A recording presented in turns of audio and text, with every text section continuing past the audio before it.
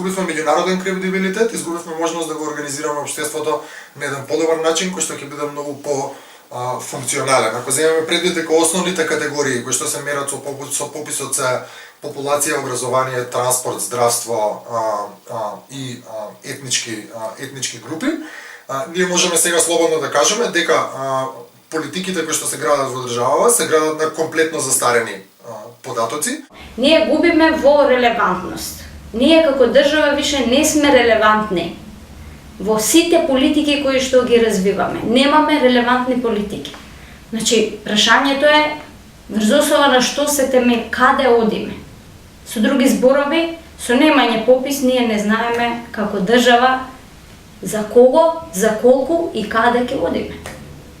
Изгубивме правна држава, веројатно не само со ова, туку и со други действија во Македонија изгубена правната држава. Ако не се лажам, според закон пописот треба да се споредува на секои 10 години.